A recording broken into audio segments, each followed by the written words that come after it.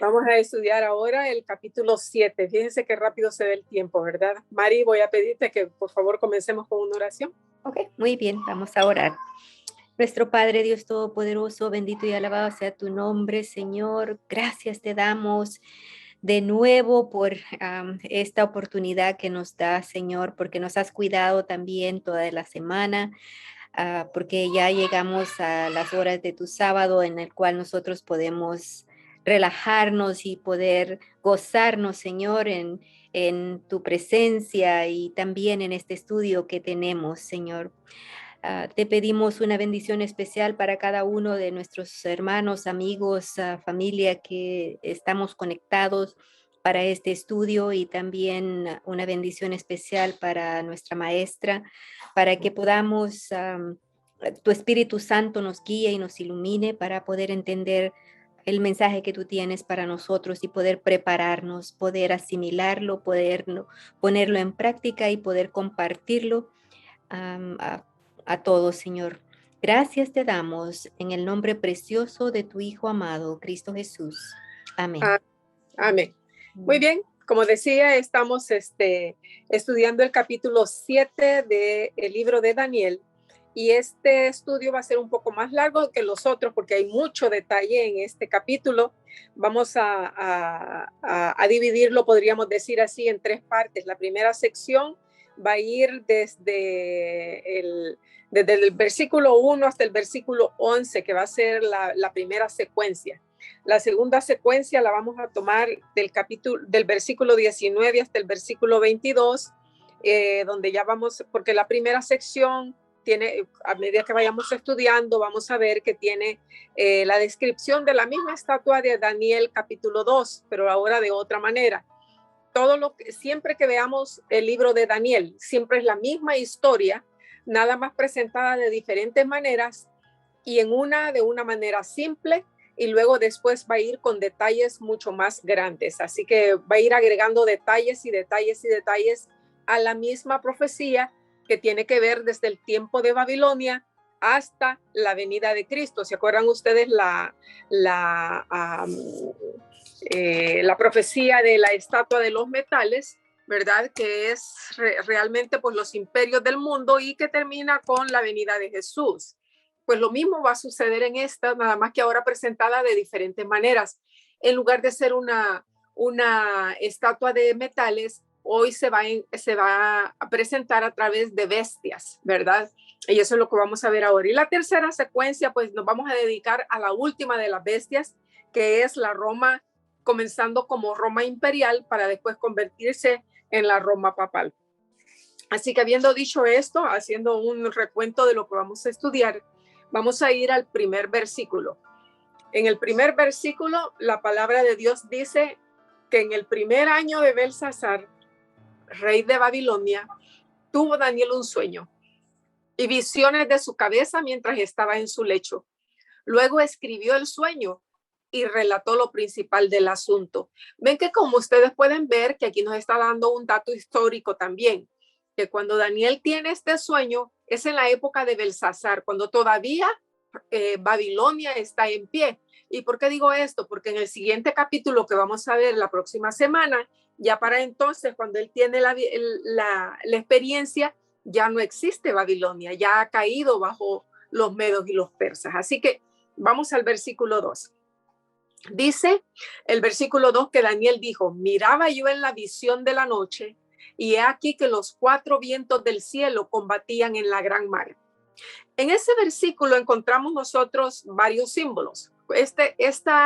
Todo este capítulo está lleno de símbolos y vamos a tratar de analizarlos. Como digo, este es un capítulo un poquito largo porque hay mucho detalle. En primer lugar dice cuatro vientos. En la Biblia los vientos se consideran como guerra y destrucción. Esta profecía presenta a los medos como un viento destructor levantado por Dios contra Babilonia. Y eso está escrito en la Biblia, en Jeremías capítulo 51, versículo 1, dice precisamente que los medos y los persas iban a ser un viento destructor para Babilonia. Así que también el libro de Apocalipsis nos presenta los vientos como señales de destrucción que Dios en su misericordia está reteniendo por cierto tiempo. ¿Se acuerdan ustedes en el capítulo 7, cuando estudiamos el seminario de Apocalipsis? El capítulo 7 del 1 al 3 dice que los ángeles están deteniendo los vientos para que no soplen sobre la tierra.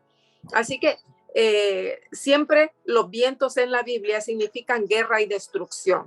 Entonces vemos nosotros que aparte de que los vientos en el versículo 2 encontramos también el gran mar.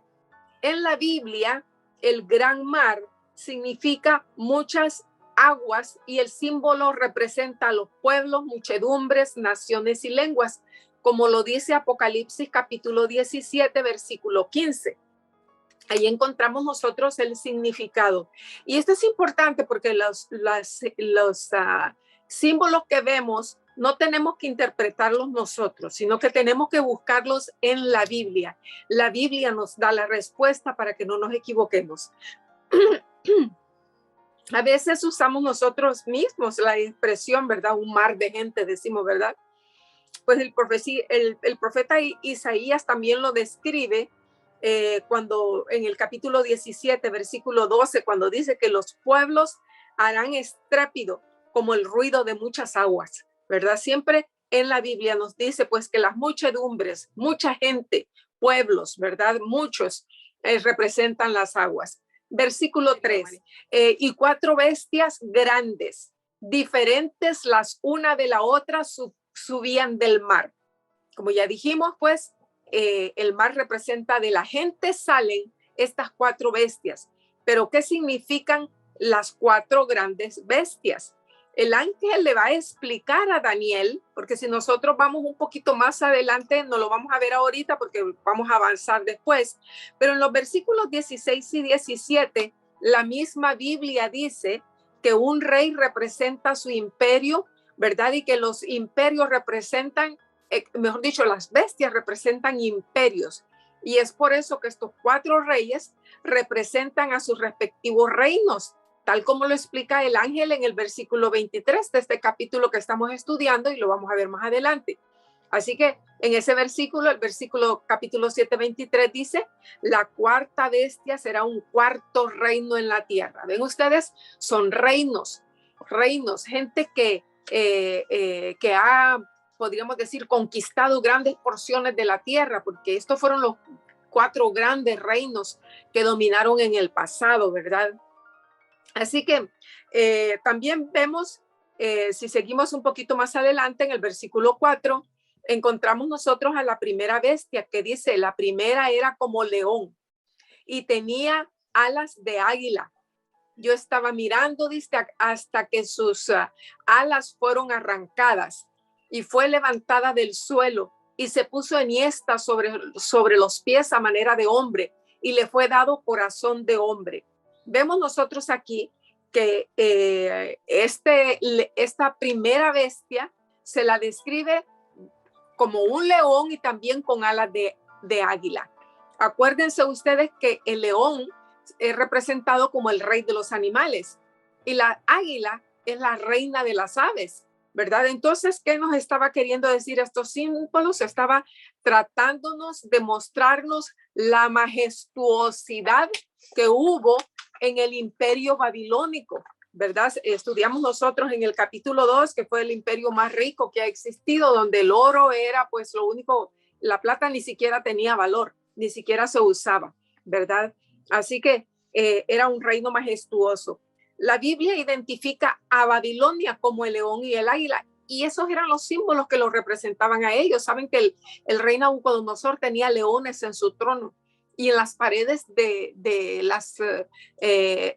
pueblo de Babilonia, todavía en las ruinas, se han encontrado incrustados ahí los leones y las águilas que habían en los muros de la ciudad.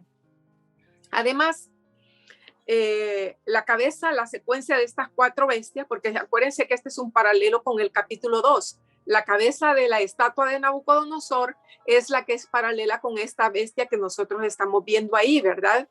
Así que fue presentado como oro y ahora es presentado a manera de animales. Dice ahí mismo que se le arrancaron las 4, las alas, se le arrancaron las alas. El aspecto de arrancar las alas significa que fue perdiendo su poder, que fue perdiendo su valor. Así que finalmente, pues nosotros sabemos que Babilonia cayó bajo Medo-Persia, ¿verdad? En el versículo 5 dice, y he aquí otra bestia, vamos a la segunda bestia, otra bestia dice que era semejante a un oso, el cual se alzaba de un costado más que del otro, y tenía en su boca 3 costillas entre los dientes, y le fue dicho, levántate y devora mucha carne. Aquí vemos otros símbolos que nos están describiendo cuál era el reino que seguía, aunque ya lo sabemos porque en el capítulo 2, cuando vimos la estatua de los metales, vimos pues que el reino que derrota a Babilonia es precisamente los medopersas. Pero ustedes pueden ver que un hombro era más alto que el otro. ¿Por qué? Porque significaba que 2 naciones se habían unido, pero una era más poderosa que la otra. Así que, y nosotros sabemos que los persas finalmente llegaron a absorber a los medos, ¿verdad? Pero también dice que tiene 3 costillas entre sus dientes.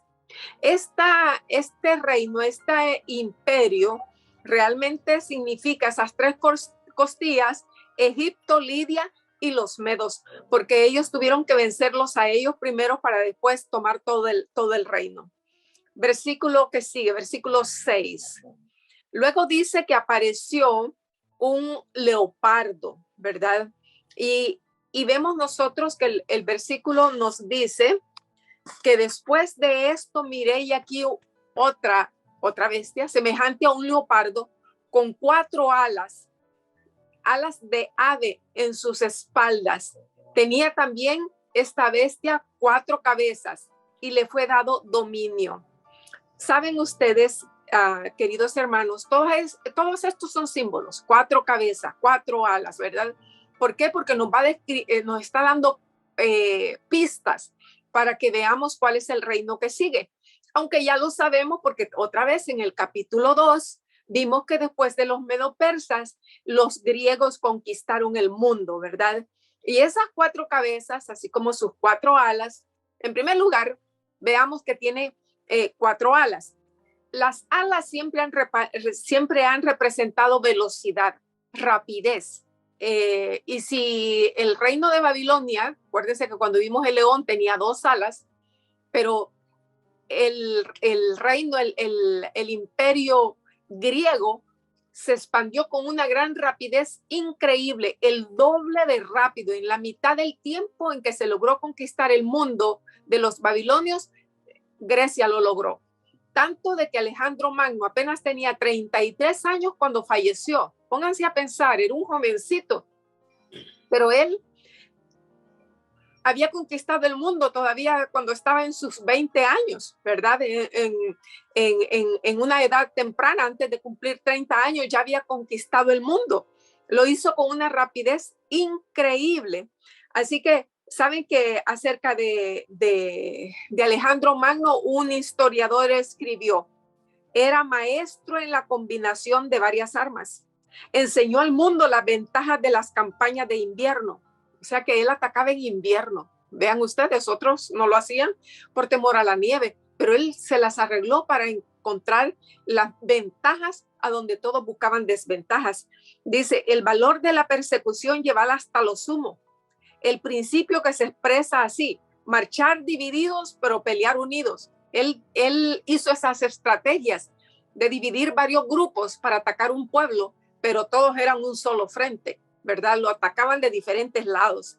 Así que su ejército generalmente tenía 2 divisiones, una de las cuales llevaba la impedimenta, mientras que su propia división viajaba con mucha carga y la velocidad de sus movimientos era extraordinaria. Se dice que atribuía su éxito militar al hecho de que nunca postergaba nada. Él nada lo dejaba para mañana. Y esto lo podemos encontrar en los libros de historia de Cambridge Ancient, en las páginas 6, tomo 6, páginas 425 y 426. Así que vemos nosotros que las alas significaba velocidad, pero también tenía 4 cabezas. Y realmente, pues Alejandro Magno, al morir a tan temprana edad, él no dejó un sucesor, aunque tenía un hijito, pero aparentemente, pues él no dejó un sucesor, y quienes se pelearon el reino fueron 4 generales. Y después de muchas peleas entre ellos, dijeron, bueno, el imperio es suficientemente grande para los 4. Así que entonces se dividieron el reino, estos 4 generales, los cuales fueron Casandro, que se quedó con Macedonia, Lisímaco, que se quedó con Tracia y partes de Asia, Ptolomeo, que tomó Egipto, Libia, Arabia y el sur de Palestina, que fue de paso el más fuerte de todos, y luego Seleuco, que se quedó con Siria y el resto del dominio oriental. Así que estaba bien representada este reino, este imperio, ¿verdad?, que representaba a Grecia. Grecia fue conquistada después por los romanos. Y vemos nosotros en el versículo 7 que nos dice que después de esto miraba yo en las visiones de la noche, y aquí una 4ª bestia, espantosa y terrible en gran manera, la cual tenía dientes grandes de hierro, y devoraba y desmenuzaba.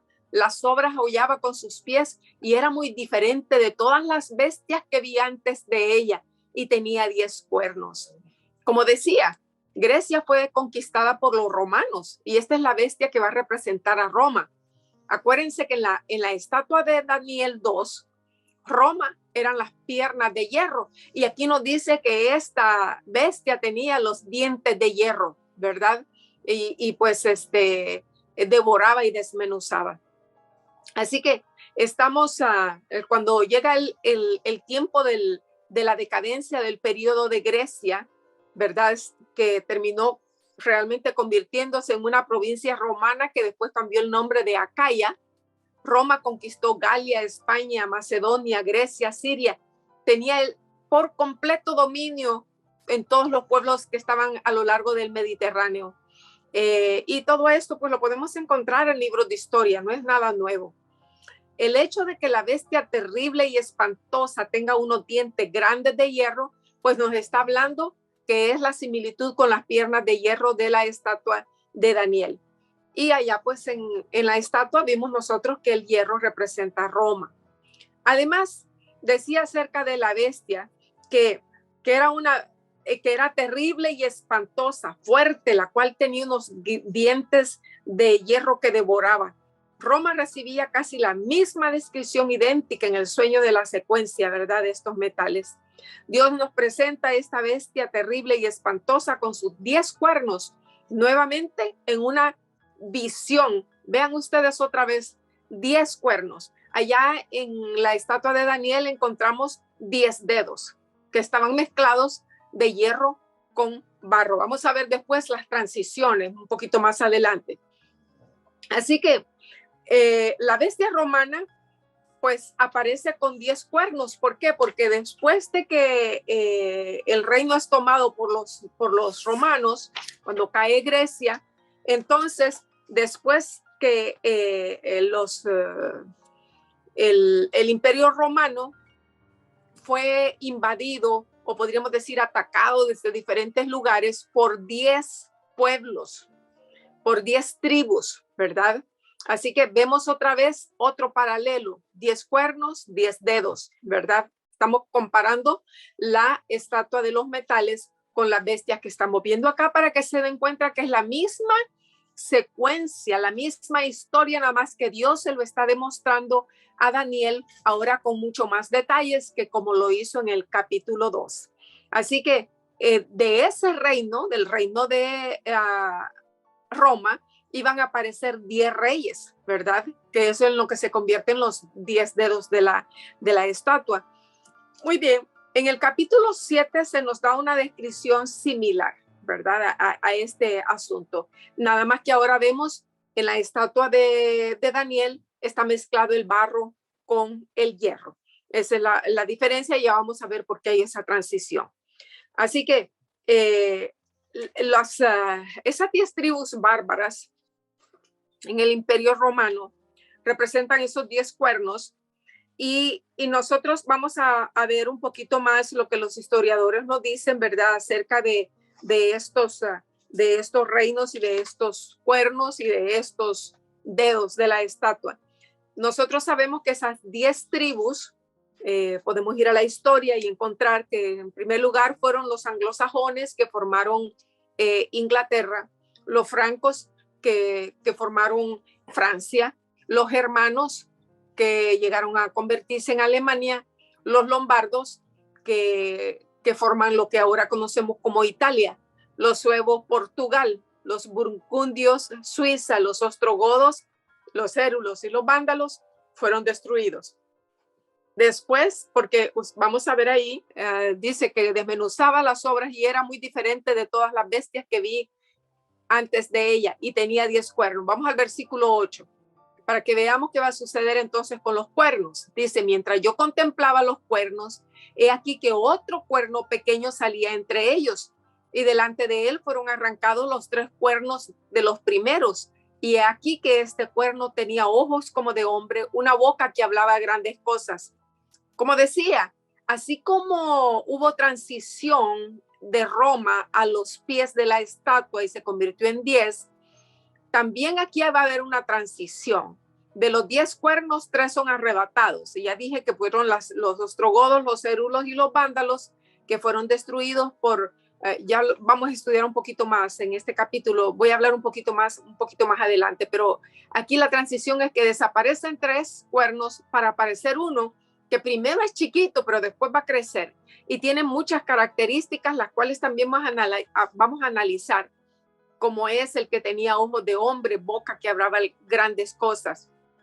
Después de ver la bestia terrible y espantosa con sus 10 cuernos y el cuerno pequeño sale delante, son arrancados esos 3. De repente la mirada de Daniel se eleva a una escena de juicio. Vamos al versículo 9 y 10.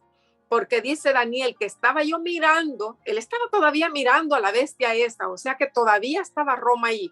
Estuve mirando hasta que fueron puestos tronos y se sentó un anciano de días cuyo vestido era blanco como la nieve y el pelo de su cabeza como lana blanca limpia. Su trono llama de fuego y las ruedas del mismo fuego ardiente. Versículo 10. Y dice, y un río de fuego procedía y salía de delante de él. Millares de millares le servían y millones de millones asistían delante de él.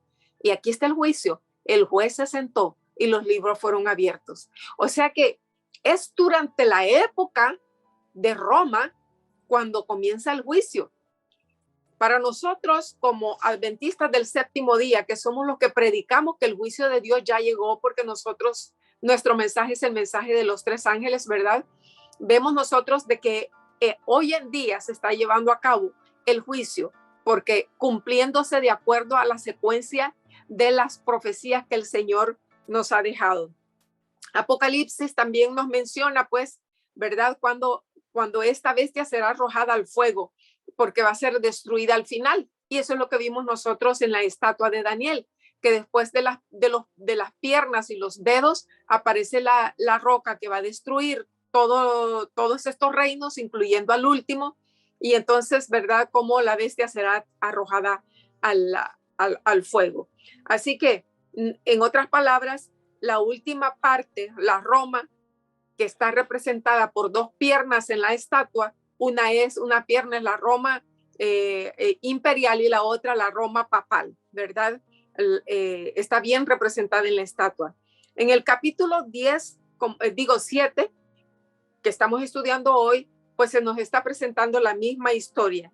¿Y por qué repito esto? Porque así hacía Jesús, repetía y repetía las mismas cosas para que nosotros se nos quedaran, para que no se nos olvidaran, así como nos aprendemos las tablas, ¿verdad? Si no las repetimos y las repetimos, no se nos quedan.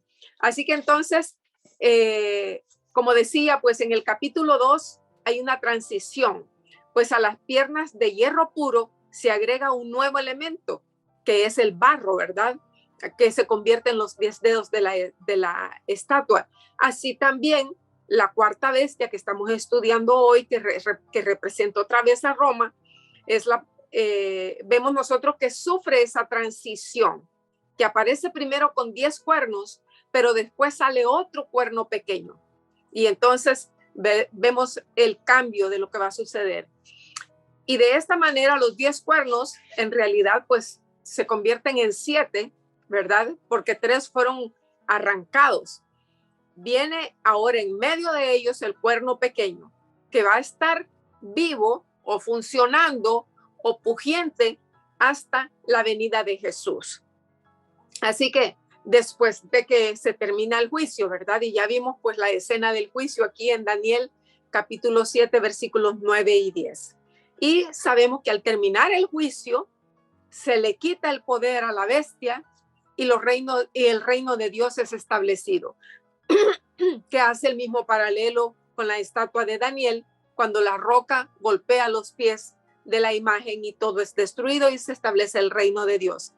Lo bonito de esto, hermanos, es saber, queridos amigos, que Dios va a ganar, que ya nos ha dicho de antemano que Él es el que está en control de todo. Y yo les invito a todos para que nos unamos al lado de Jesús, para que nosotros también alcancemos vida eterna. Muy bien, los versículos entonces 9 y 10 nos han estado hablando del juicio divino y del eterno reino de Dios. Así que la mirada de Daniel es alzada al cielo y ve el juicio de Dios. Dios Padre es el anciano de días, que se sienta como juez, y los libros son abiertos, dice, que millones y millones están presentes en esta escena impresionante, ¿verdad? Entonces la mirada de Daniel desciende nuevamente a una escena terrenal en la cual se le va a presentar el castigo final y definitivo que recibe la bestia terrible y espantosa con su cuerno pequeño al ser destrozado y entregado al fuego. Así que vamos al versículo 11, porque dice ahí que yo entonces miraba a causa del sonido de las grandes palabras que hablaba el cuerno. Miraba, dice, hasta que mataron a la bestia y su cuerpo fue destrozado y entregado para ser quemado en el fuego. En Apocalipsis nos dice, ¿verdad?, que va a ir a dar al lago de fuego y azufre. Y dice que también le habían quitado a las otras bestias su dominio, pero les había sido prolongada la vida hasta cierto tiempo. Vemos nosotros la última, no hay otro imperio después de Roma. Todavía estamos podríamos decir, en el periodo de Roma, aunque ha habido una transición y se ha dividido el reino en varias partes, ¿verdad? Como vemos los pies de la imagen de los metales, o como vemos los cuernos de la cabeza de esta bestia espantosa. Jesús define a Roma como el enemigo del pueblo de Dios. Si ustedes leen Lucas capítulo 21, versículos 20 y 21, nos está diciendo precisamente esto. Daniel define a Roma como el desolador del Mesías, de Jerusalén y del templo, como lo vamos a ver ya en unos versículos más adelante, versículos 26 y 27. San Juan, el apóstol, define a Roma como el dragón. Allá en Apocalipsis dice, y vi aquel dragón rojo, dice, ¿verdad?, que tenía otra vez 7 cabezas y 10 cuernos, ¿verdad? Y otra vez el número de los 7 y de los 10. ¿Ven ustedes? Lo mismo que tiene Roma acá. 7 y 10. Sale con 10 cuernos, después 3 desaparecen, 7 y 10 otra vez. Inicialmente hubo un grupo vamos a ver esa transformación, esa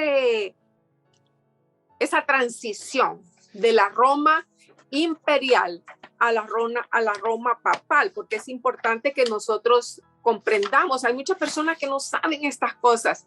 ¿Cómo es que la iglesia pura y santa de Dios se corrompió y se arruinó? Bueno, poco a poco, ¿verdad? Cuando el tiempo salió, cuando la iglesia salió de las manos de Dios, pues era una iglesia pura, con una doctrina pura.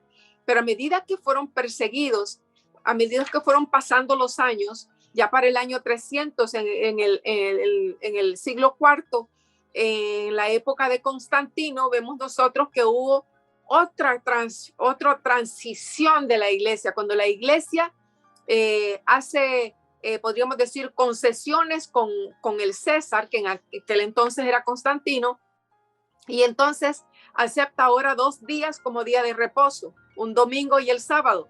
Pero poco a poco el sábado fue perdiendo para ellos valor y fueron exaltando al domingo, porque en el domingo se hacían borracheras, se hacía carnaval, se hacían muchas cosas, y entonces el sábado del Señor fue siendo apagado. Y a medida que va pasando el tiempo, van a ir entrando nuevas herejías en la iglesia, de tal manera que la misma profecía nos dice que la iglesia se iba a corromper.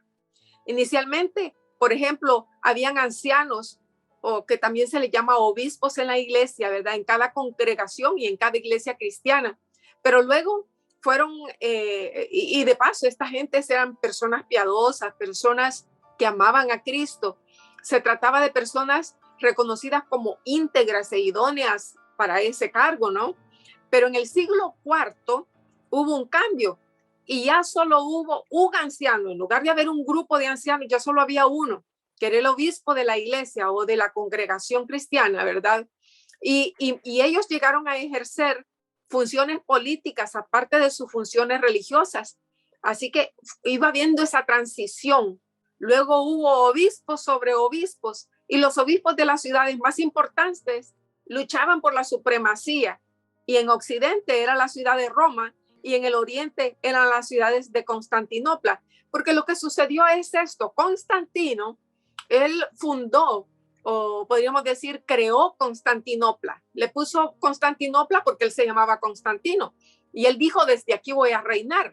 Así que entonces ya ahora habían, ¿se acuerdan por qué les digo las 2 piernas de Roma? Una por un lado y la otra por el otro.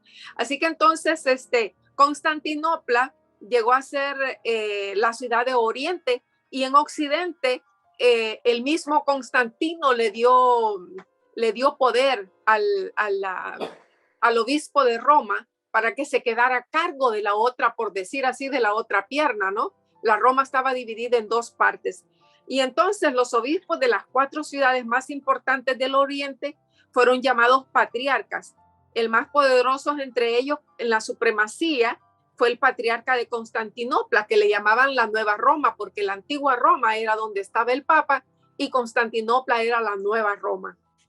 Así que hubo una transición y los patriarcas de Oriente, llegó un momento que no reconocieron la supremacía del Papa de Roma, y ahí entonces hubo esa división. Las 10 tribus bárbaras que habían reinado fueron cristianizadas, por decir así. Cuando decimos cristianizadas es o te hace cristiano o te hace cristiano, y si no te mueres. Así que por eso tuvieron que morir, porque ellas no aceptaron ese tipo de cristianismo unido con el paganismo. Estos 3, que como mencioné antes, los érulos, los vándalos y los ostrogodos. Así que para el año 476, el jefe de las tribus de una de las tribus arrianas obligó al emperador romano Rómulo Augusto a abdicar, y ese hecho puso fin e hizo caer al Imperio Romano de Occidente. Así que ya solo quedaba el de Oriente. Vemos nosotros en el versículo, seguimos leyendo, versículo 13, dice que miraba yo en la visión de la noche, y aquí que con las nubes del cielo venía uno como un hijo de hombre. Aquí no es que Jesús está viniendo por segunda vez, sino que está describiendo que ahí en el cielo, cuando se está llevando a cabo el juicio, es llamado Jesús. ¿Y por qué decimos que es Jesús? Ahí dice hijo de hombre. Bueno, porque en la palabra de Dios encontramos que a quien se le llamaba hijo del hombre era Jesús. Y podríamos mencionar por lo menos unas 40 veces en la Biblia a Jesús se le llama hijo del hombre. Es más, era el nombre favorito como Pablo llamaba a Jesús.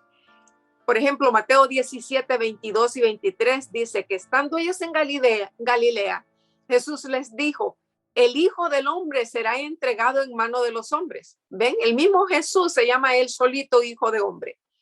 Entonces también vemos en Lucas capítulo 22, 48, cuando dice que entonces Jesús le dijo, Judas, con un beso entregas al Hijo del Hombre, ¿verdad?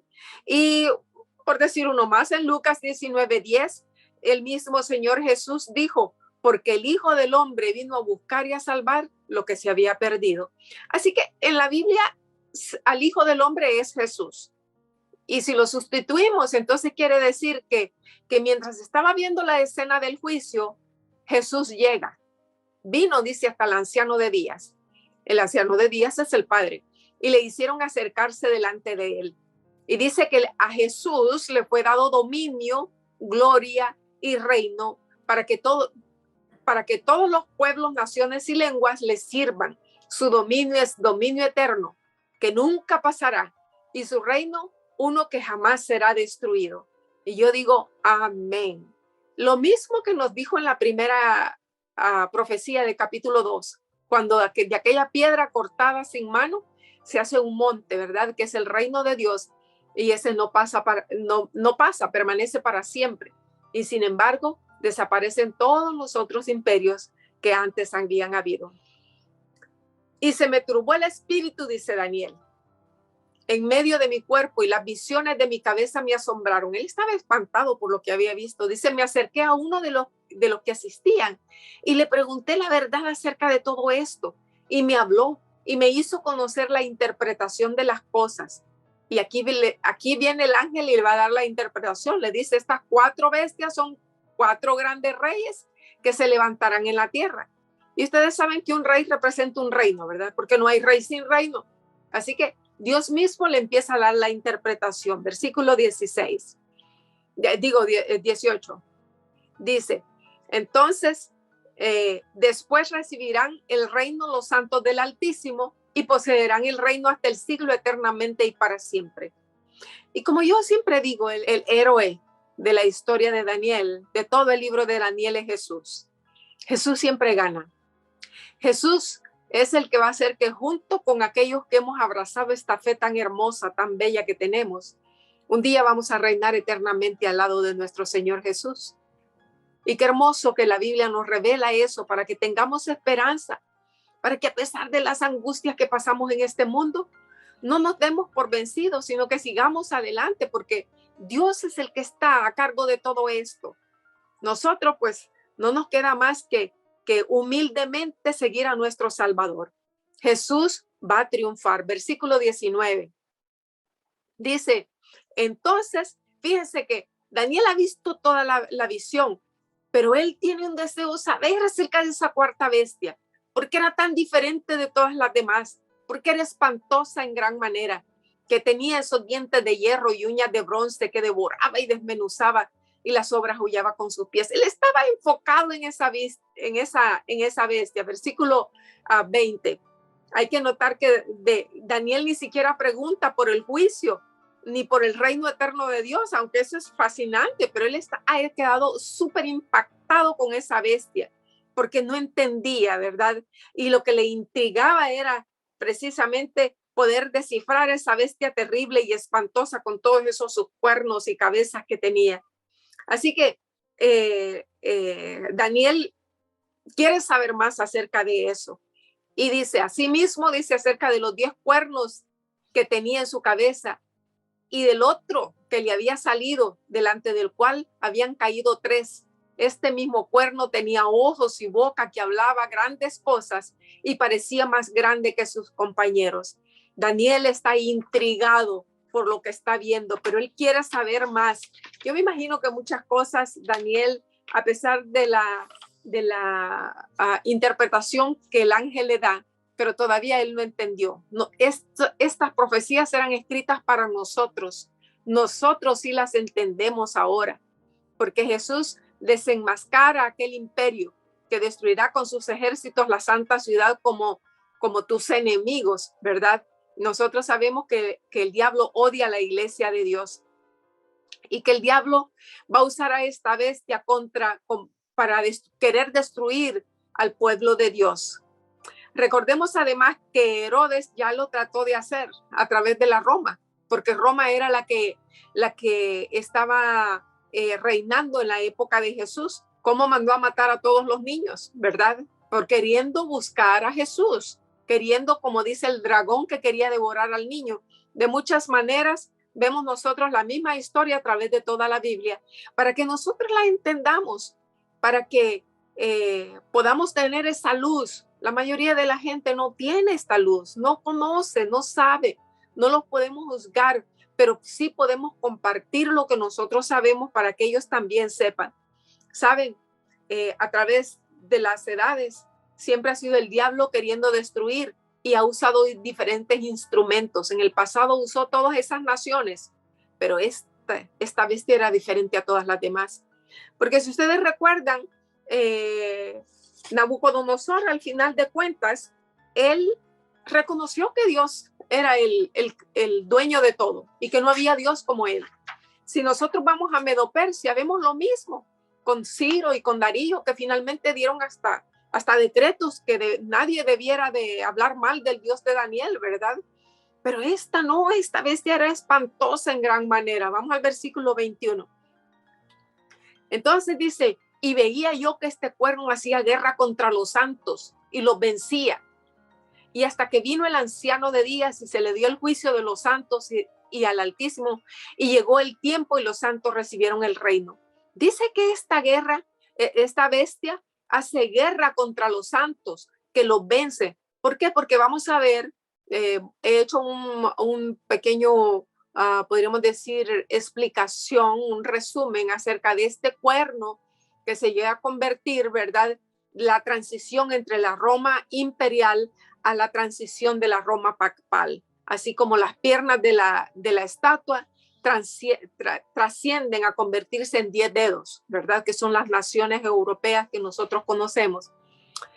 Y ya sabemos, pues, de acuerdo a esta profecía, que finalmente Jesús es el que va a ganar esta guerra, ¿verdad? Porque como dice el versículo 22, que vino al anciano de días y se le dio el juicio a los santos del Altísimo, y cómo pues ellos van a recibir el reino. También vamos a ver un poquito aquí acerca del, déjeme ver, quiero conectarme acá. Vamos a hacer a partir del versículo 23, déjeme ver, hijo, es la versión el cuarto, sí, versículo 23. Dice la Biblia y dijo así, la cuarta bestia será un cuarto reino en la tierra, el cual será diferente de todos los reinos y a toda la tierra devorará y trillará y despedazará, hará pedazos, ¿verdad? Ya hasta se me trabó la lengua. Ok, vamos a leer corridos estos versículos desde el versículo 20 al 25 de lo que vamos leyendo. Vamos a llegar hasta el 25 y después voy a dar la explicación porque está hablando de lo mismo. Entonces, versículo 23 dice, la cuarta bestia será un cuarto reino en la tierra, el cual será diferente de todos los otros reinos y a toda la tierra devorará, trillará y despedazará. Y los 10 cuernos significa que de aquel reino se levantarán 10 reyes y tras ellos se levantará otro, que nosotros ya sabemos que es el cuerno pequeño, el cual será diferente de los primeros y a 3 reyes derribará. Seguimos adelante hasta el versículo 25, dice, y hablará palabras contra el Altísimo y a los santos del Altísimo quebrantará y pensará en cambiar los tiempos y la ley y serán entregados en su mano hasta tiempos y la mitad de un tiempo. Así que si ustedes ven en esta sección, quiero hacer un resumen para dar un poquito de información. Es acerca de la cuarta bestia y del cuerno pequeño. La bestia romana contiene 10 cuernos, ya lo vimos en el versículo 20, y de ahí dice que sale un cuerno pequeño delante del cual son arrancados los otros 3. Ya mencioné estas 3 tribus, ¿verdad? La cuarta bestia es la Roma imperial, así comienza, ¿verdad? Luego los 10 cuernos son las 10 tribus bárbaras en las que se dividió el imperio romano. Pero el cuerno pequeño es la Roma papal y la vamos a ver con mucho detalle. ¿Cómo es que la iglesia llegó a corromperse? Bueno, como mencioné, los discípulos y apóstoles sabían que el diablo iba a tomar control de la iglesia cristiana, ya estaba escrito. Mientras que ellos estaban con vida, a partir hasta el año 300, la iglesia, podríamos decir, se mantuvo pura. Pero cuando apareció Constantino, pues, como les mencionaba, empezaron a entrar herejías a la iglesia.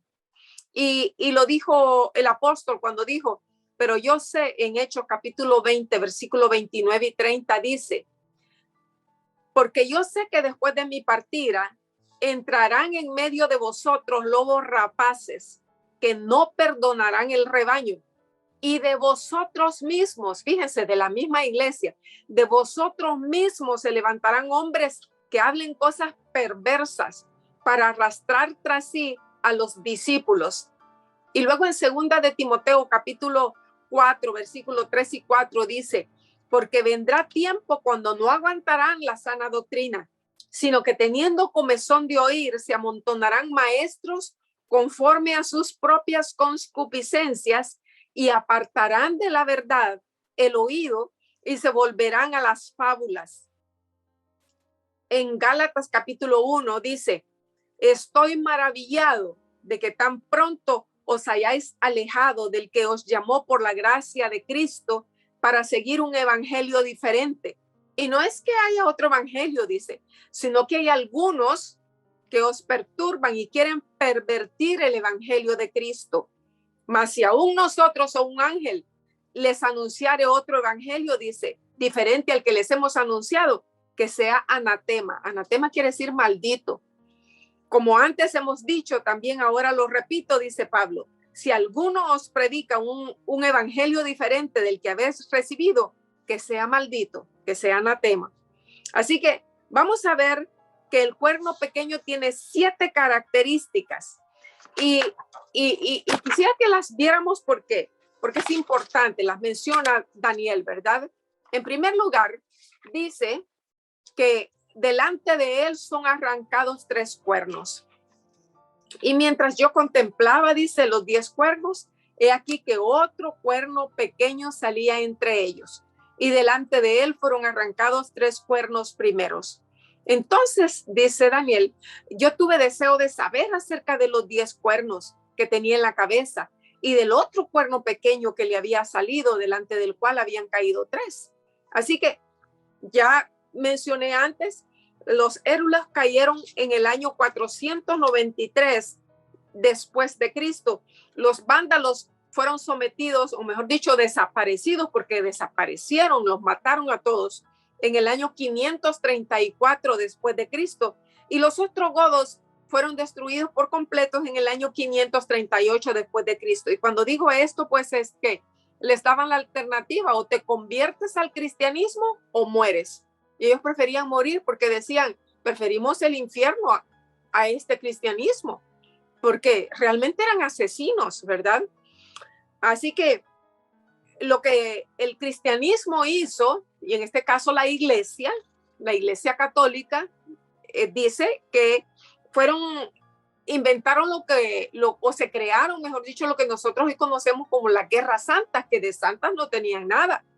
Y eran promovidas por los emperadores, ¿verdad? Y también por el obispo de Roma, porque lo que sucedía que el obispo de Roma, el papa en este caso decía, nosotros no podemos darle muerte porque no tenemos el brazo político. Entonces, sobornaban o les pagaban a los gobiernos para que llevaran a cabo las matazones, pero el que estaba detrás era el obispo de Roma.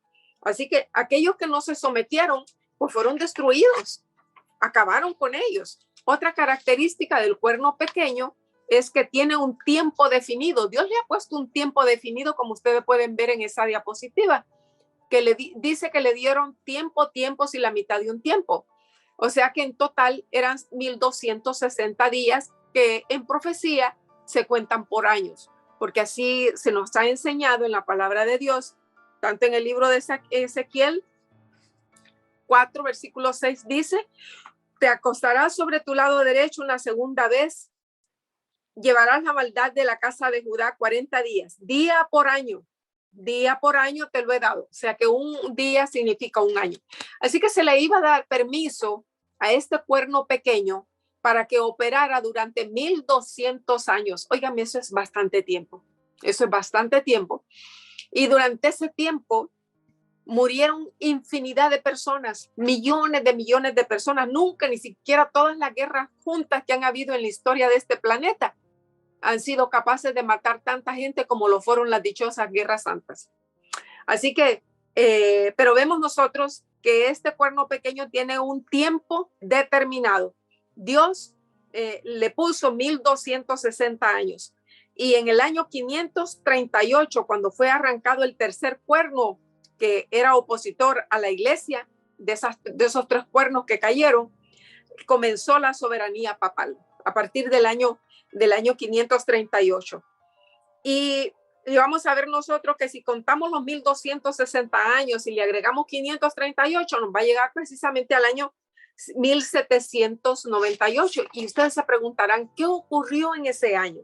Bueno, que ahí fue donde se le puso fin al reinado del Papa, ¿verdad? Y esto pues es historia. Es historia. Nosotros sabemos que en ese año Francia estaba en plena revolución francesa, en los 1700, ¿verdad? Y Napoleón Bonaparte, él deseaba obtener el control de toda Europa. Él sabía que para obtener el poder europeo tenía que romper o quebrar el poder soberano del Papa, porque él era el que reinaba. Así que entonces Napoleón envió a su general Berthier, quien fue desde Francia a Italia y tomó preso al Papa Pío VI. ¿Y saben por qué no fue Napoleón? Porque Napoleón era católico. Así que entonces no se atrevió él a ir, así que mandó al general Berthier. Y este fue llevado a Francia, el Papa Pío VI, donde murió en su exilio. Así que el poder del papado fue quebrado exactamente después de los 1260 años proféticos que Dios había escrito, que terminaba en el año de 1798. Así que en 1798, cuando se produce la ocupación de Roma por los franceses, el Papa es detenido en su exilio, fue conducido a un lugar que se llama Briancón y luego después a Valencia, y allí murió prisionero a orillas del río Ródano. Tercera característica del cuerno pequeño es que tiene ojos de hombre. Eso dice la palabra de Dios. Entonces, dice que tiene ojos, y los ojos permiten ver a gran distancia en la Biblia, ¿verdad? Dios se le describe como que tiene 7 ojos, porque él puede ver a perfección todo lo que sucede en todas partes. Los ojos son un símbolo también de inteligencia, de astucia y de planificación. Y gracias a esos ojos de hombre, el papado pudo perdurar durante más de 1000 años con su reino. La cuarta cualidad del cuerno pequeño es que sale de la cuarta bestia, sale de Roma. Entonces, dice Daniel, tuve deseo saber acerca de la cuarta bestia y del otro que le había salido, o sea que sale de la cuarta bestia. El cuerno pequeño sale después de botar esos 3 que vimos, esos 3 cuernos, ¿verdad? Otra característica del cuerno pequeño es que sale también de entre los 10 cuernos. No solamente sale de la cuarta bestia, sino dentro de los 2 cuernos, de los 10 cuernos cuando botó a los otros 3. Otra característica, número 6, son 11 las características. La número 6, se levanta después de que aparecen los 10 cuernos, porque dice el versículo 24, y los 10 cuernos significa de que de aquel reino se levantarán 10 reyes, y tras ellos se levantará otro, no es el mismo, otro, el cual será diferente de los primeros, y a 3 reyes derribará. Así que, ¿cómo es que este cuerno llegó a tener tanto poder? Bueno, miren, desde el año 476, después de haber dejado de emperador en Occidente y el papado, como ya procede llamar al episcopado de Roma, heredó mucha parte de la autoridad del emperador de Occidente, porque imagínense ustedes, cuando se crea Constantinopla, el César quiere irse a Constantinopla, pero él es el soberano de todo el imperio. Pero entonces llama al dirigente romano a que él quede en lugar de él, para él poder irse a Constantinopla. Entonces, pues el que queda ahí sentado va a recibir la misma autoridad que tenía el César, ¿verdad? Entonces llegó a tener una gran parte de la autoridad del emperador de Occidente añadiendo esto al gran poder espiritual que ya empezaba a ejercer sobre toda la iglesia de aquel entonces. Así que así fue como él llegó a ser tan poderoso. Pero nosotros sabemos quién está detrás de eso, porque en Apocalipsis nos lo declara bien claro, que dice que quien le da el poder es el dragón. El dragón es el que le da el poder. Séptima característica, dice ser más grande que los demás, porque ese cuerno pequeño, el versículo 20 dice que empezó a crecer y a crecer y a crecer. Era chiquitito y comenzó a crecer. El Vaticano, voy a leer de una porción histórica que dice: el Vaticano parece más grande, aunque es el país más pequeño del mundo, pero por ciertas causas parece más grande que los otros países europeos. El Vaticano aparece en el almanaque mundial como Estado europeo entre las demás naciones del mundo. Su nombre oficial es Santa Sede, el Estado de la Ciudad del Vaticano. Tiene un área de apenas 44 hectáreas de tamaño y su población es de 824 habitantes. Su jefe de Estado es el Papa actual y su religión 100% católicos. El Vaticano es el estado más pequeño del mundo y se halla en la ciudad de Roma. Incluye la imponente Basílica de San Pedro, la residencia papal, jardines, museos, biblioteca del Vaticano. Esto lo encontramos en el almanaque mundial, editorial Continental, páginas 555 y 557. Aunque solo tiene un pequeño espacio de terreno, parece mucho más grande que las otras naciones europeas por la impresionante influencia mundial que ejerce. Cuando el Papa llega a un lugar, es recibido por cientos de miles y quizás hasta de millones de personas. El Papa es a la vez el presidente, en otras palabras, el jefe de Estado del Estado del Vaticano. Y a la vez es el líder religioso. Por eso es que esta bestia es diferente de todas las demás. Aquí en los Estados Unidos, por ejemplo, el presidente no tiene nada que ver con la religión. Al menos no tiene autoridad sobre las iglesias, pero allá no. Él es el jefe de Estado y él es el jefe de la religión. Así que están unidas la iglesia y el Estado. Otra característica, la número 8, es diferente de los 10 cuernos anteriores, ¿verdad? El papado del Vaticano es diferente a los demás países europeos, ya que se desarrollaron de las tribus bárbaras, pues es una monarquía cuya cabeza es a la vez un líder religioso como también un líder político en una misma persona.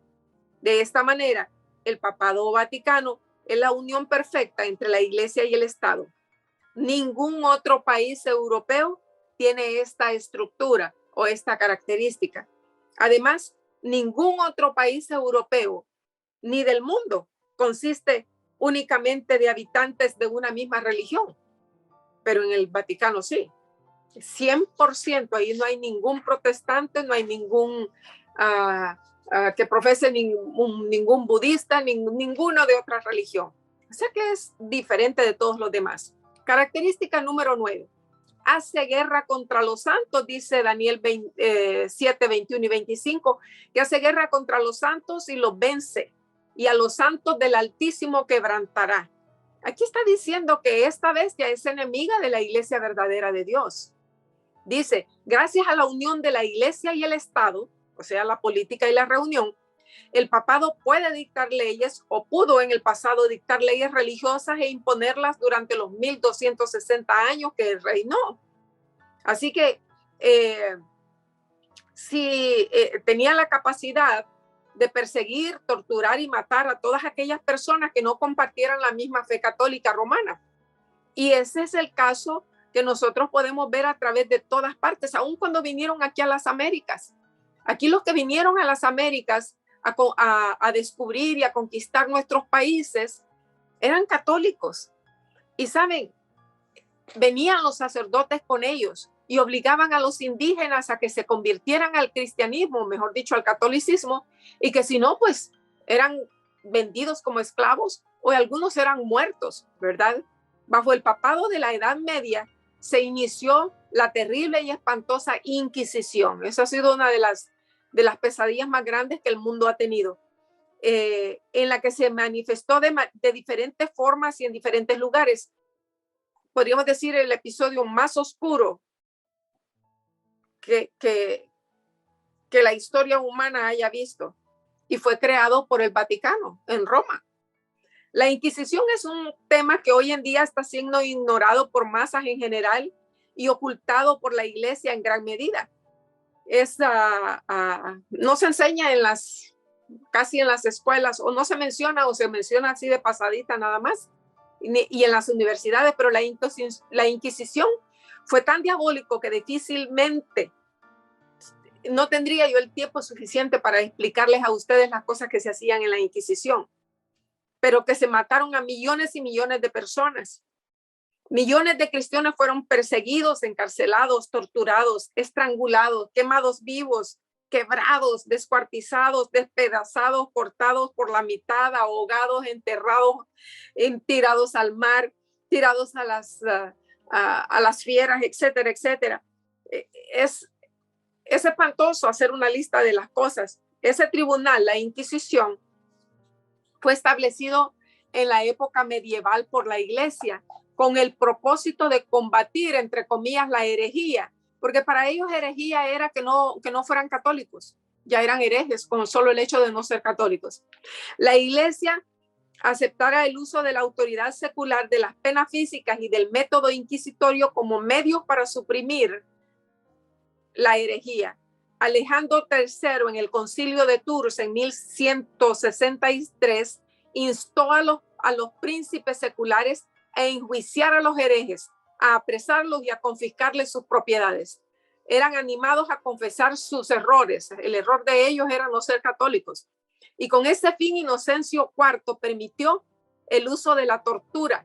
Frecuentemente, el acusado se hallaba en una posición en que se presuponía que era culpable, y su única escapatoria era confesar y convertirse, puesto que si persistía en afirmar su inocencia, si él decía que era inocente y que él no era hereje, entonces se le castigaba con la muerte. Él tenía que confesar que era culpable y que tenía que pedir perdón y tenía que convertirse.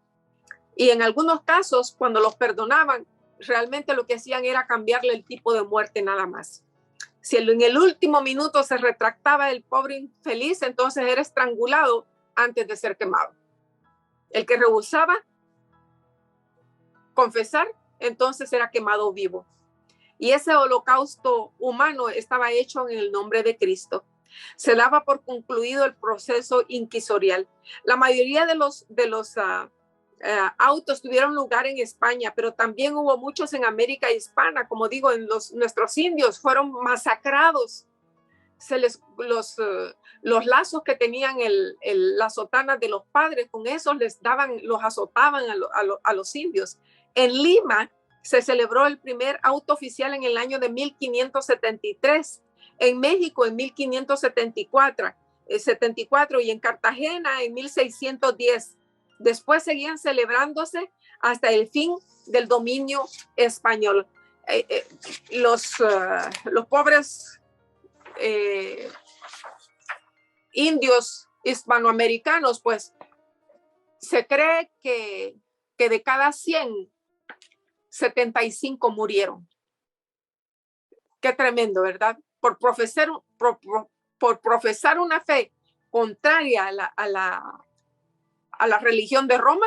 La historia registra el martirio de más de 100 millones de personas. Esto lo encontramos nosotros en un libro que se llama Bible Readings Brief, en la página 16. En otro libro que se llama Historia del Desarrollo y la influencia del espíritu de racionalismo en Europa, en el tomo 2, página 32, dice: ningún protestante que tenga conocimiento competente de la historia pondrá en tela de juicio que la Iglesia de Roma ha derramado más sangre inocente que ninguna otra institución que jamás haya existido en la humanidad. Es imposible formarse una idea completa de la multitud de sus víctimas. En otro libro que se llama La historia del romanismo, páginas 541 y 42, dice: se calcula un promedio de 40,000 homicidios religiosos por cada año de existencia papal. Multiplíquenlo ustedes por 1,260 años para que tengan una idea. El día 24 de agosto, en 1527, los católicos romanos de Francia, siguiendo un plan premeditado bajo la influencia jesuita, asesinaron a 70,000 protestantes durante el espacio de 2 meses. El Papa se regocijó cuando escuchó las noticias de los exitosos resultados, dice Western Watchman el 21 de noviembre de 1921, y es un libro de una fuente católica. Pero gracias a Dios, la Inquisición medieval no duró para siempre. La profecía predijo que perduraría durante aquel tiempo profético de los 1,260 días.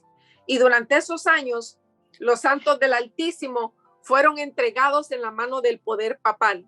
Pero al cabo de los simbólicos 3 años y medio, en 1798, ese poder recibió la herida mortal cuando el general francés Berthier, enviado por Napoleón, tomó preso al Papa y ya sabemos que después murió en el exilio. Así que el Señor Jesús ya nos había dicho estas cosas. Él dijo, nuestro Señor Jesús dijo, os expulsarán de las sinagogas y aún viene la hora cuando cualquiera que los mate pensará que rinde servicio a Dios. Y harán esto porque no conocen al Padre ni a mí. Mas yo les he dicho estas cosas para que cuando llegue la hora se acuerden que yo ya se los había dicho. Jesús también dijo, no temas en nada lo que vas a padecer. He aquí que el diablo, fíjense bien, el diablo echará a algunos de ustedes a la cárcel para que sean probados. Pero el Señor Jesús dice, sé fiel hasta la muerte y yo te daré la corona de la vida. Y también vemos nosotros que dice Daniel, que yo veía que este cuerno hacía guerra contra los santos y los vencía hasta que vino el anciano de días, se le dio el juicio al Altísimo y llegó el tiempo y los santos reciben su reino. Qué bendición, qué alegría saber que Jesús es al final el que va a ganar esta batalla. Ya estamos terminando, son 11 características, estamos en las 9. La tortura brutal y anticristiana llegó a su final al cabo de los 1,260 años ya profetizados.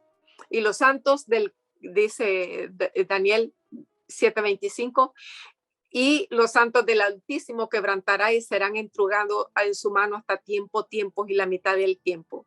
Gracias a Dios que Dios envió a Napoleón y ahí se le cortaron, por decir, la cabeza, que recibió la herida de muerte. Característica número 10. Habla grandes cosas contra Dios. Dice Daniel, el versículo 25, ahí donde estamos, dice, ¿verdad? Mientras yo contemplaba los cuernos, dice que él vio a ese cuerno pequeño que salía, ¿verdad? Y dice que este cuerno tenía una boca que hablaba grandes cosas. Y este mismo cuerno hablaba grandes cosas contra Dios y también dice, hablará palabras contra el Altísimo. Y también dice que pensará cambiar los tiempos y la ley. Pero esto de hablar palabras contra el Altísimo es lo que nosotros conocemos como blasfemia. En la Biblia encontramos que hay 2 maneras, 2 actos, mejor dicho, que se consideran blasfemia. En primer lugar es que un hombre se haga pasar por Dios. Jesús les respondió, muchas buenas obras os he mostrado de mi Padre, ¿por cuál de ellas me apedreáis? Y los judíos le respondieron, no, por obra no te apedreamos, sino por la blasfemia, porque tú siendo hombre te haces Dios. Pero nosotros sabemos que Jesús era Dios, no era un blasfemo. Pero aquí dice que cuando una persona se hace pasar por Dios siendo hombre es blasfemia. Y como digo, pues Jesús era Dios, así que él no estaba blasfemando. En la encíclica acerca de los deberes principales del cristiano como ciudadano del 10 de enero de 1890, dice el Papa Leo XIII. Dice, el principal maestro de la iglesia es el pontífice romano, o sea, el Papa. Para llegar a la uniformidad de pensamiento es necesario subyugarse completamente a la voluntad del pontífice romano y de la iglesia y obedecerle como si fuera Dios mismo. Fíjense que esto lo dijo en 1890. Dijo como si fuese Dios mismo.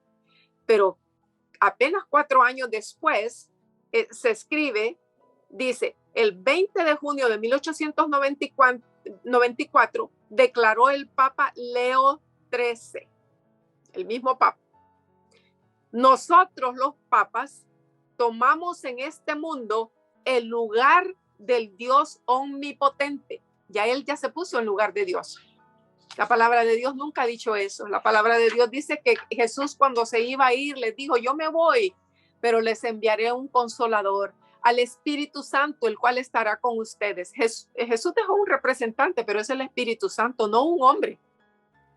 En 1512, Christopher Marcellus, el Papa Julio II, en el quinto concilio, escribió lo siguiente: tú eres el pastor, tú eres el médico, tú eres el gobernador, tú eres el amo, y por consiguiente tú eres otro Dios en la tierra. Hablando del Papa, otro Dios.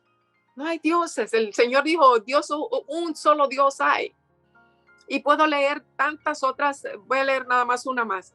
En julio de 1895 se publicó la revista católica que se llama The Catholic National.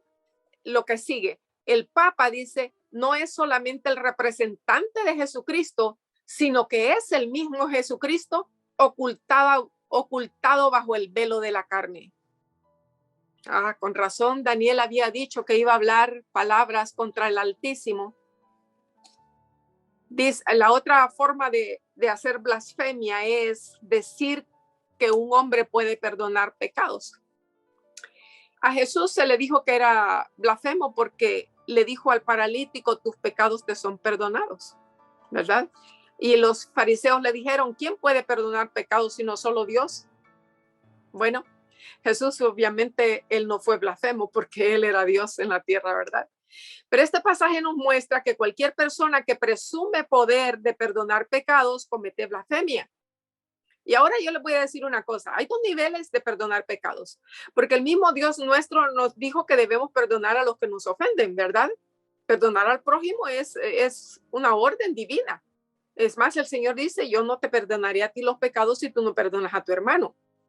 Pero aquí encontramos nosotros que perdonar pecados de alguien en el sentido de borrarlo de los registros del cielo, esa es otra cosa bien diferente.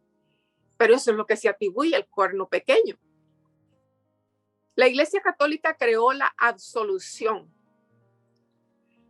y empezó a dar, se le concedía principalmente después de una confesión auricular que tenía que haberse hecho a un sacerdote.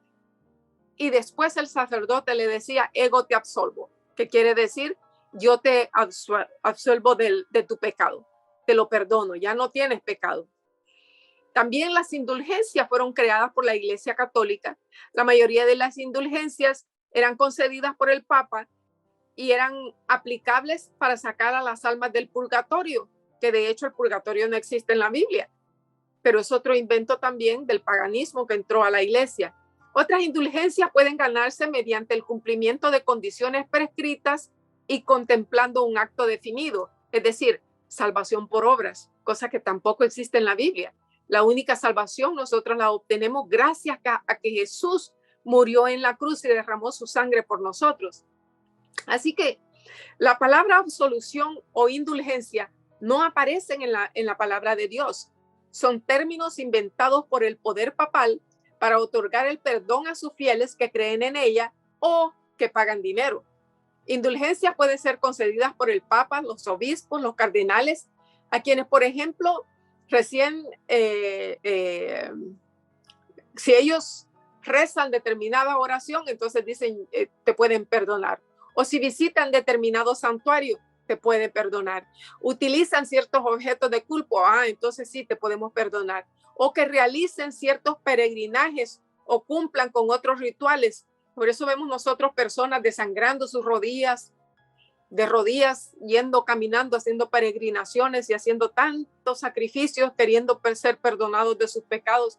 Cuando la salvación es gratis, el Señor Jesús dijo: por gracia sois salvos, debido a la creciente necesidad de los fondos. Cuando el Papa León X él necesitaba cada vez más dinero para hacer frente a los costos de la construcción de la Basílica de San Pedro. El Papa acudió a la venta de indulgencias bajo la promesa evangélica de obtener el 100 por 1 en la otra vida. Y así que ellos vendían por dinero el perdón de las almas. Los podían comprar hasta de anticipado. Le decía, puedes comprar indulgencias para 5 años. No importa los pecados que hagas de aquí a 5 años, ya están perdonados por si las compras. Así que se vendían por dinero. Pero como decía, el perdón gratuito es de Dios. No se compra ni se vende, porque ya se pagó el precio, y ese precio fue la preciosa sangre de nuestro Señor Jesús. Todas las personas en el mundo pueden obtener perdón de sus pecados gratuitamente si van a los pies de Jesús. El más rico, como también el más pobre, para todos es ofrecida la salvación y no nos cuesta un solo centavo, porque por gracia somos salvos, gracias al sacrificio de Jesús. Y el espíritu y la esposa dicen, ven. El que oye, diga, ven. El que tiene sed, dice Jesús, venga. Y el que quiere, tome del agua de vida gratuitamente. El Señor Jesús también dice, a todos los sedientos, vengan a las aguas. A los que no tienen dinero, vengan. Vengan, compren sin dinero y sin precio, dice el Señor, ¿verdad? Y luego en el libro de Romanos, Pablo escribió, siendo justificados gratuitamente por su gracia, mediante la redención que es en Cristo Jesús. Saben, hermanos, amigos, el Vaticano en 2 ocasiones han pedido perdón por la Inquisición. En junio 16 del año 2004, Juan Pablo II pidió perdón, dijo, por las atrocidades que la iglesia hizo en el pasado. Y aún Francisco también, hace un par de años atrás, no tengo la fecha exacta, pero él también pidió disculpas por los crímenes de la iglesia contra los indígenas de América. Pero saben, una disculpa no es suficiente. Zaqueo, cuando él quiso ser perdonado, él devolvió lo que había robado a las personas, y no una vez, sino 4 veces más. Nuestros pueblos fueron saqueados, todas las riquezas. ¿Por qué creen ustedes que Europa es más rica que nuestros países latinoamericanos? Porque todas las riquezas de nuestros pueblos fueron explotadas, fueron llevadas a Europa, dadas a la Iglesia Católica. La Iglesia Católica es, podríamos decir, allí en sus tienen cuartos de joyas, de riquezas, no se podría contar las riquezas que tiene el Vaticano, y todo a cambio de la sangre de nuestros pueblos. Y la última característica, cambia los tiempos y la ley. Finalmente hemos llegado a la última parte. Dice el versículo 25, y hablará palabras contra el Altísimo, y a los santos quebrantará, y pensará en cambiar los tiempos y la ley. En 2 de Timoteo capítulo 3:16 se nos ha dicho que toda escritura es inspirada por Dios. Pero existe un pasaje en la Biblia que Dios no entregó la inspiración a un profeta para que la escriba como él quiera, sino que hay una sección de la Biblia que Dios ni siquiera se la confió a ningún hombre, y fueron los 10 mandamientos, porque él las escribió con su propio dedo. Lo dice muchas veces en la palabra de Dios, y sabemos que esos 10 mandamientos los encontramos en el capítulo 20 de Éxodo, versículos del 3 al 17. Y también en el libro de Deuteronomio encontramos la ley de Dios.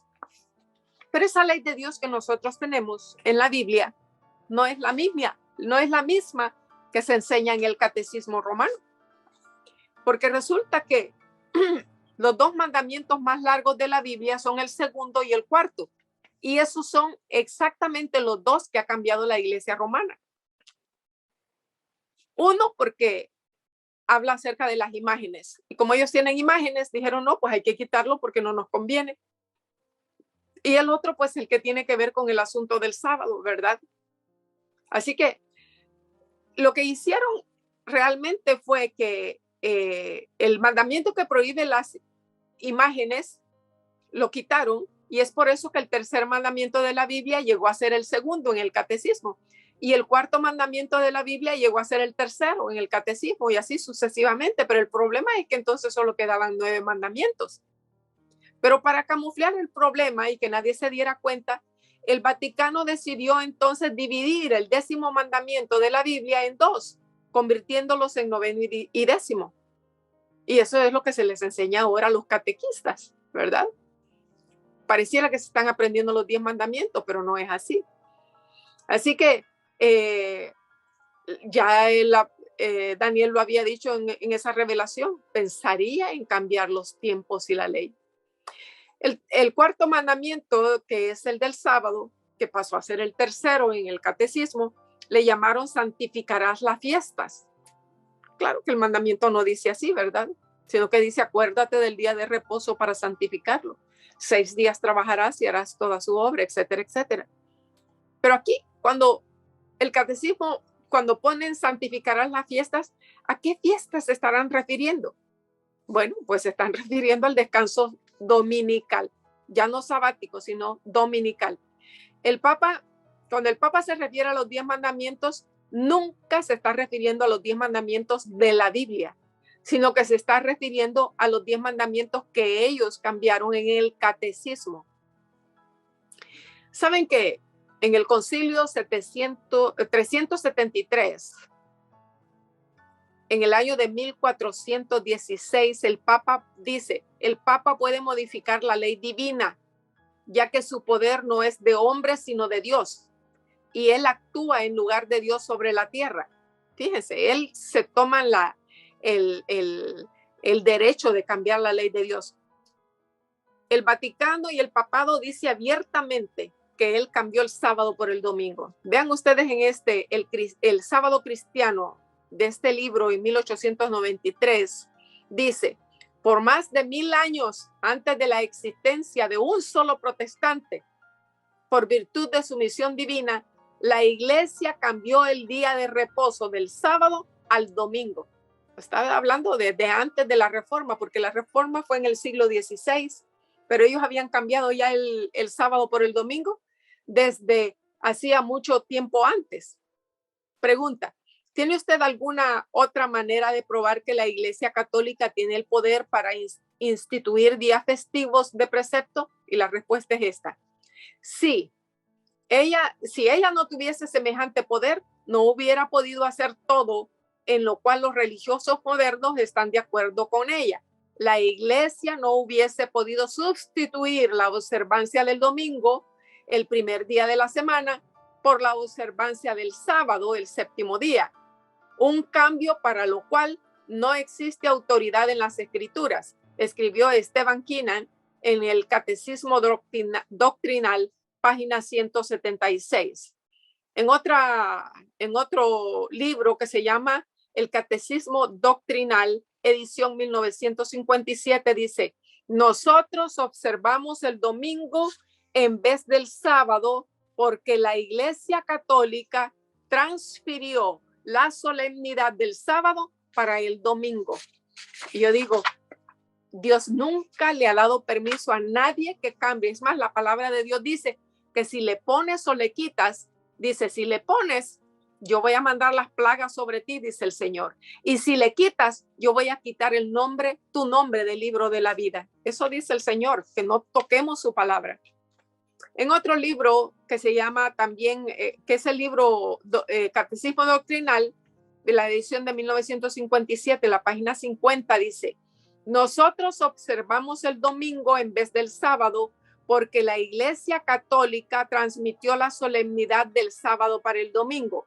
El papado considera la santidad del domingo como su marca de autoridad, porque en el año 364 después de Cristo, la Iglesia Católica cambió la adoración del sábado al domingo.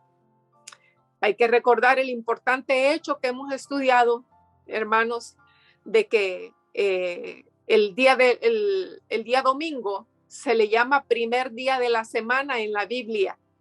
Y en el paganismo se le llamaba el día de la adoración del sol.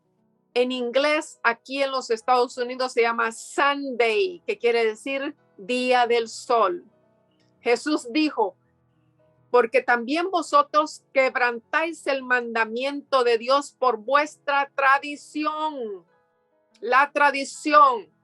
Pues en vano, dijo Jesús, me honran, enseñando como doctrinas mandamientos de hombre.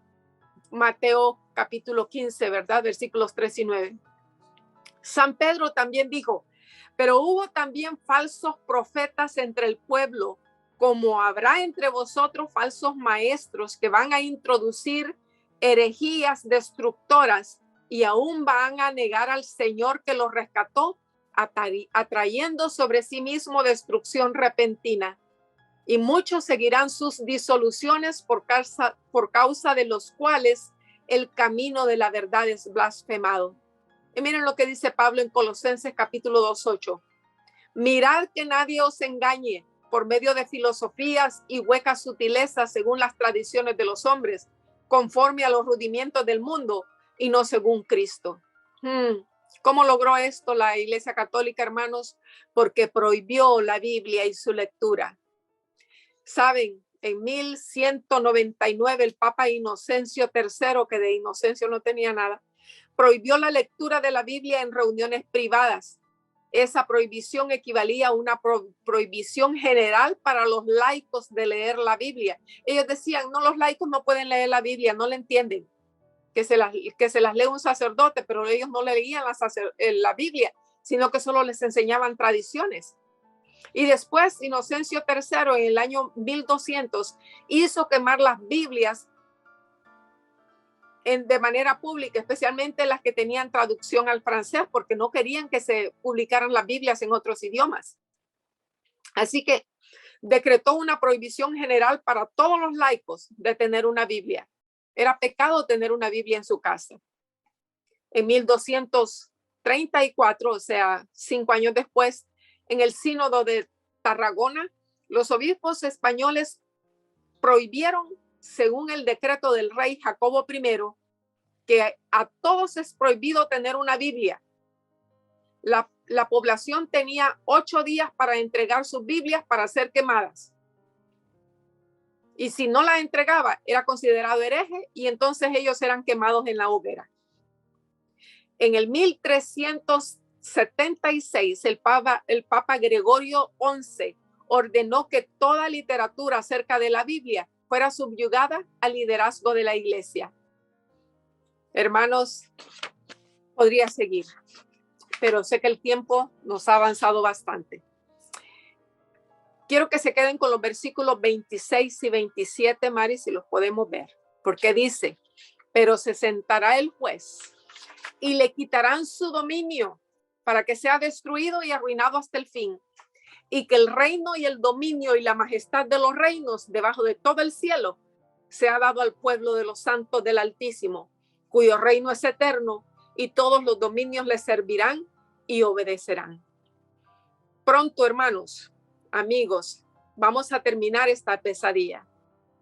Daniel termina diciendo, aquí fue el fin de sus palabras. En cuanto a mí, Daniel dice, mis pensamientos me turbaron y mi rostro se demudó, pero guardé el asunto en mi corazón. Pronto, hermanos, vamos a ver a Jesús venir en gloria y majestad.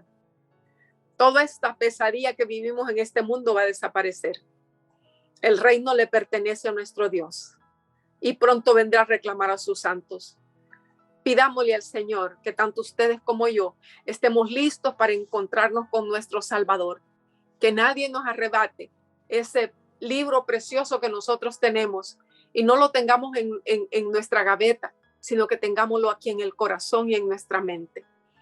Que el Señor nos bendiga en esta noche. Sé que ha sido un estudio un poco largo, pero es que había muchos detalles que habíamos que tomar en cuenta. Voy a pedirle a todos que inclinemos nuestro rostro. Vamos a orar.